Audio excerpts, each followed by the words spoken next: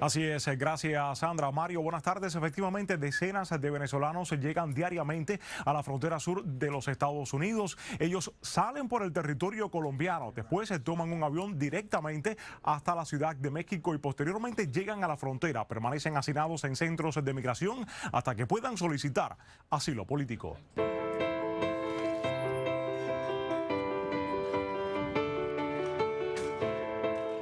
En verdad me siento mal por ellos, dejarlas así. Igual mi mamá, mi papá. Gente Saavedra dejó a su familia en Venezuela para llegar a Estados Unidos. Que los amo, que esto es por ellos. Prefirió separarse de su hija y esposa para iniciar una peligrosa travesía rumbo a la frontera sur del país. Tengo fe en Dios de que llegar ahí, mostrar mi historia, contarles mi historia por lo que está pasando mi país, la represión política que hay en mi país. En cambio, hay otros padres que prefieren someter a sus hijos a una arriesgada huida de Venezuela antes que dejarlos en su país. Ya hoy tenemos 32 días. No es fácil porque cuando uno tiene niños, o sea, todo es muy difícil. Tuvimos que salir por las trochas porque la frontera está cerrada para que el gobierno no deje salir a las personas y es fuerte la situación. Estos venezolanos junto a otros migrantes se llevan varios días durmiendo a las afueras del puerto fronterizo en Nuevo Laredo, México, para solicitar asilo político, mientras que otros continúan saliendo de la nación.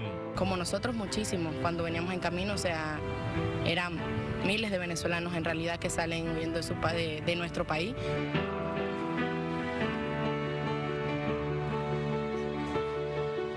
Otros, como esta joven de 20 años, salió sola de Venezuela cruzando la frontera de Colombia. ¿Crees que finalmente valga la pena cómo está la situación en Venezuela?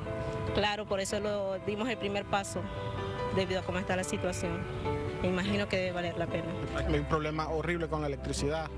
Ahorita mismo donde vive mi esposa, donde está mi esposa y mi hija, solamente en el día tienen 6 horas de electricidad.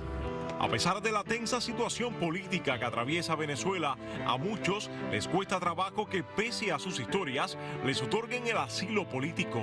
Siempre fui opositor del gobierno de Chávez y ahorita de Maduro.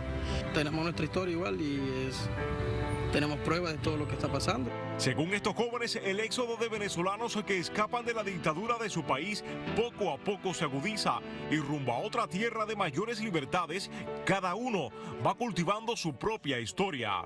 Muchos te pueden decir, no solo tienes que hacer esto y esto, pero solamente el que lo vive sabe cómo es todo lo que está pasando y cómo es la travesía de lo que nosotros vivimos. Y pese a esta situación política que atraviesa el país suramericano, los venezolanos, tras solicitar asilo político aquí en los Estados Unidos, posteriormente permanecen detenidos durante meses en centros de inmigración. Incluso en algunos casos son deportados a Venezuela.